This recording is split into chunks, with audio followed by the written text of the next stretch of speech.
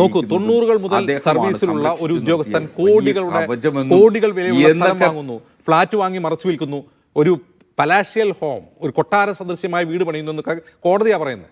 എന്നിട്ട് ആ ഉദ്യോഗസ്ഥന്റെ 90-കൾ മുതലുള്ള വരവ് ചെലവ് കണക്കുകൾ പോലും പരിശോധിച്ചിട്ടില്ല.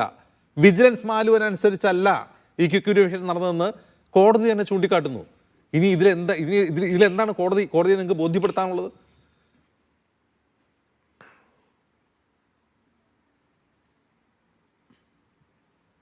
അജിൻസി, നമ്മുടെ നാട്ടിൽ ഒരു IPS ഓഫീസറുടെ ശമ്പളം എത്രയാണെന്നറിയാവും? ഒരു ജില്ലാ ജഡ്ജിയേക്കാളും ശമ്പളം IPS ഓഫീസർക്ക് ഇപ്പം ലഭിക്കുന്നുണ്ടാവും. അപ്പോൾ IPS ഓഫീസറുടെ ശമ്പളത്തിൻ്റെ അടിസ്ഥാനത്തിൽ അദ്ദേഹം വളരെ വർഷങ്ങൾക്ക് മുമ്പേ വാങ്ങിയ ഒരു വസ്തു, കവടിയാറിൽ വാങ്ങിയ വസ്തു, അതിനിപ്പോൾ ഇഴുത്ത മാർക്കറ്റ് വാല്യൂ വെച്ചിട്ടല്ല ആ വസ്തുവിൻ്റെ വില നിശ്ചയിക്കപ്പെടേണ്ടത്. ഒന്ന്. രണ്ട് മനസ്സിലാക്കേണ്ടത്, ശ്രീ MR അജിത് കുമാർ വിവാഹം കഴിച്ചിരിക്കുന്നത് അവരുടെ ഭാര്യയും അവരുടെ ബന്ധുക്കളും വ്യവസായികളും വ്യവസായത്തിൽ പങ്കാളികളായിട്ടുള്ള ആളുകളാണ്. അപ്പോൾ സ്വാഭാവികമായും അത്തരത്തിൽ അദ്ദേഹത്തിന് എന്തെങ്കിലും സഹായം ലഭിച്ചിട്ടുണ്ട്, അത് അദ്ദേഹം ആണ് പറയേണ്ടത്. ഒന്ന്. രണ്ട്, ഈ ഫ്ലാറ്റുമായി ബന്ധപ്പെട്ട് വന്നാൽ ഒരു സെയിൽ എഗ്രിമെന്റ്, ഒരു കാര്യം ചൂണ്ടിക്കാട്ടിയിരുന്നു.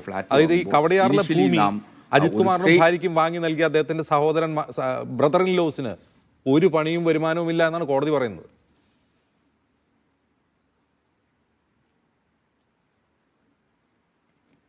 അല്ല, അത് കോടതിക്ക് ഇപ്പൊ പറയാൻ പറ്റുമോ? കോടതി അത് പരിശോധിച്ചിട്ടല്ലേ പറയാവൂ. ഏതെങ്കിലും നിഗമനങ്ങളിൽ കോടതി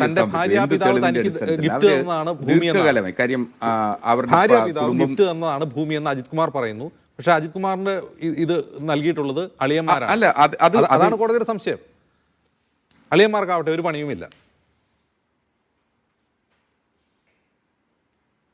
അല്ല, ഇതില് അങ്ങനല്ലേ ഇവരുടെ ഞാൻ മനസ്സിലാക്കുന്നത്, ഇവരുടെ അജിത് കുമാറിൻ്റെ വൈഫും കുടുംബവും കൊല്ലത്ത് പേരുകളുള്ള ആളുകളാണ്. അതുകൊണ്ടാണ് ഞാനിത് വളരെ ആധികാരികമായി പറയാൻ എനിക്ക് പറ്റുന്നത്.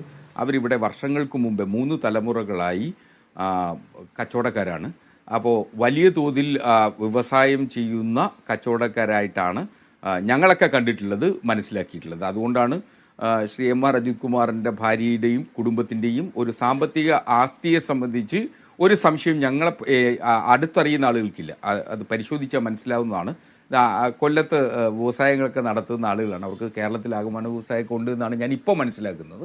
അപ്പോൾ സ്വാഭാവികമായും അത്തരത്തിൽ വലിയ വ്യവസായികളായിട്ടുള്ള ആൾക്ക് കവടിയാറിൽ ഒരു വസ്തു തൻ്റെ മരുമകന് വാങ്ങിക്കൊടുക്കുക എന്ന് പറയുന്നത് വലിയ കാര്യമൊന്നുമില്ല. ഒരുപക്ഷെ അത് സഹോദരന്മാരുടെ പേരിലായിരിക്കും എഴുതപ്പെട്ടിട്ടുള്ളത്. അതുകൊണ്ടാവാം സഹോദരന്മാരത് അദ്ദേഹത്തിൻ്റെ ഭാര്യയുടെയും അദ്ദേഹത്തിൻ്റെയും പേരിലേക്ക് എഴുതിയിട്ടുള്ളത് എന്നുള്ളത്. അത് സാങ്കേതികത്വം മാത്രമാണ് ഒന്നത്.